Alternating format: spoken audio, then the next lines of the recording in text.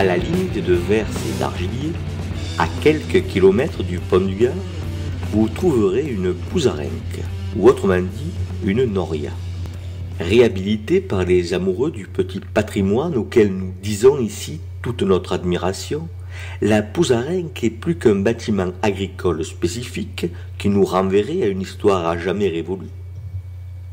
Intimement liée à une période glorieuse de l'histoire de Vers, aujourd'hui Vers-Pont-du-Gard, la pouzarenque nous parle d'une histoire qui se déploie encore aujourd'hui, celle des oignons de Vers, de gros oignons doux qui, un temps, furent exportés jusque chez nos voisins européens.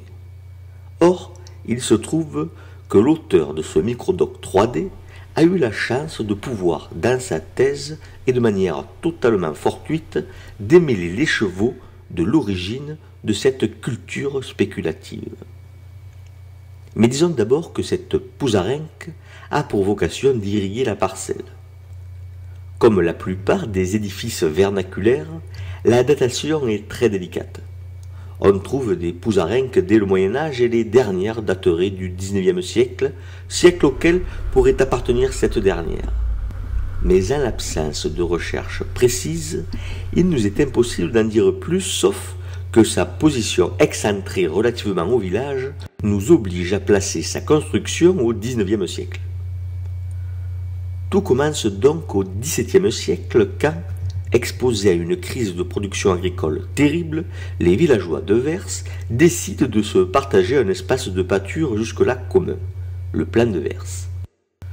Et c'est en défrichant ce quartier d'herbage où, jusque-là, on menait les bœufs puisqu'il leur était réservé, qu'on s'aperçoit de la proximité de la nappe phréatique.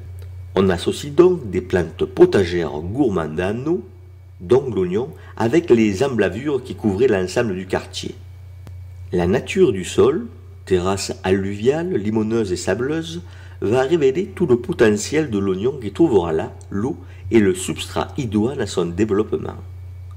L'oignon y est si bien que la sélection effectuée par les cultivateurs permet d'obtenir génération après génération un oignon très gros et d'une douceur étonnante.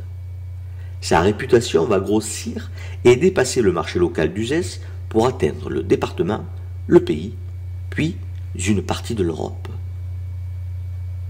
Le repas du vendangeur au XIXe siècle, ce pauvre bougre qui ne trouve à s'embaucher que lors des grands travaux agricoles, que ce soit la moisson, la vendange, les olivades, il était nourri par le patron, dans la vigne, à midi, et son repas était fait de pain, d'un gros oignon de Vers et d'une bouteille de piquette que l'on hésiterait aujourd'hui à utiliser dans une vinaigrette.